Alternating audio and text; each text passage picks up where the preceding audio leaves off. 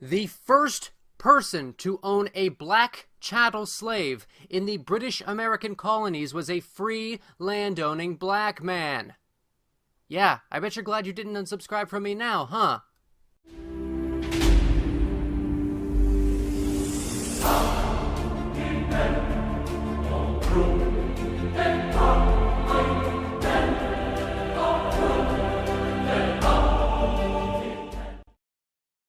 There is an embarrassing lack of knowledge, if not outright dishonesty, exhibited by those in positions of power and authority on the subject of slavery in the United States and the British colonies that preceded it. The story of generations of people who felt the lash of bondage, the shame of servitude, the sting of segregation, but who kept on striving and hoping and doing what needed to be done so that today I wake up every morning in a house that was built by slaves.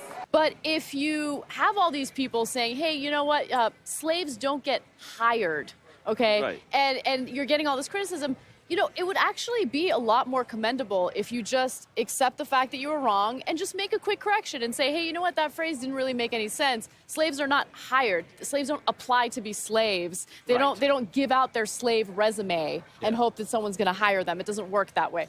Excuse number 4. Well, the Irish in America were slaves too. No, they were not. No, they were not. No, they were not.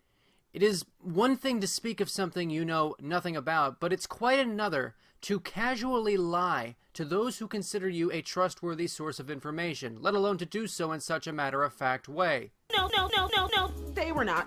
Being partially descended from Irish American slaves, I am, admittedly, somewhat triggered. Indeed, there are many progressives who are perfectly content in revising American history as it suits their narrative, and this especially comes in handy when true historical events in their proper context conflict with their personal view of history.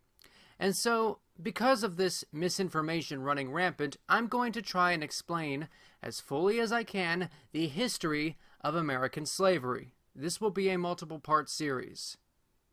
I will skip over the barbaric slave practices of the Maya, the Aztec, and the later Spanish conquistadors, and focus on English slavery in America, since this is the particular heritage of the United States. There are two dynamics to this story, the English and the Portuguese. In order to keep confusion of events to a minimum, I'm going to tell the story very slightly out of order, focusing first on the English sailing to the New World in the early 17th century, then telling of the Portuguese conquest of the Ndongo Kingdom and the establishment of Angola, followed by continuing the story of the English. I have a personal passion for human history, and so I hope you will allow me this bit of masturbation. In 1607, we sailed the open sea, for glory, God, and gold, and the Virginia Company. The New World is like heaven, and will all be rich and free, or so we have been told by the Virginia Company. On April 10th, 1606, King James I of Britain chartered 2 joint stock companies with the purpose of establishing British settlements on the coast of North America after the failure of the Roanoke colony 2 decades before. These companies were the Virginia Company and the Plymouth Company. The Plymouth Company's attempt at settlement was a failure, and so I'm going to focus on the Virginia. They were permitted to establish settlements between what is today Cape Fear and Long Island Sound. The company set sail in December of 1606, carrying 105 colonists along with 39 crew members, mostly English. They made landfall on the American coast in the following spring and established the Jamestown settlement on May 14, 1607. The colony was an immediate disaster. Only 1 person died on the journey itself, but 2 weeks after their arrival, they were attacked by the Powhatan Confederacy, an imperialist American Indian nation comprised of more than 30 conquered tribes. It's a bit of a sidetrack, but I think it's important to explain how these events came about. In the 1590s, the Powhatan were a major power in the region.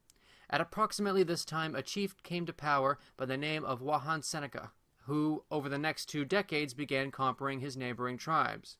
The Virginia colonists first made contact with members of the Paspahegh tribe on May 4, 1607. 10 days before the founding of the settlement. The Paspahegh were a member tribe of the Powhatan after being conquered by them in 1596.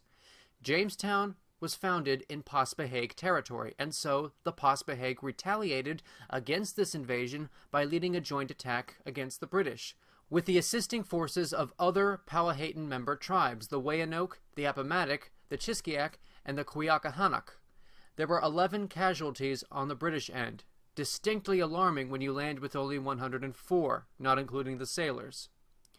I know this may sound a bit odd, but I still twinge a bit when some young know-nothing lefty with a philosophical chip on their shoulder describes the Native Americans, as if any group of people so numerous and so ideologically varied could be collectivized in such an obviously stupid manner, as a peaceful, innocent people who were unfairly butchered by the British and later the Americans. Part of reaching a clear and proper liberal understanding of people is recognizing the things we all have in common, regardless of race or ethnicity. And one of these things is something we can all truly identify with, no matter where we are born or how we are raised. And this is the true selfishness of human nature. I made this sidetrack for a very important reason. With death closing in on all sides, from the hostile environment to the natives to malaria, the settlers found themselves short on manpower. In the following years, the fledgling colonies survived on supply missions, bringing in new settlers, precious food and supplies, and slaves.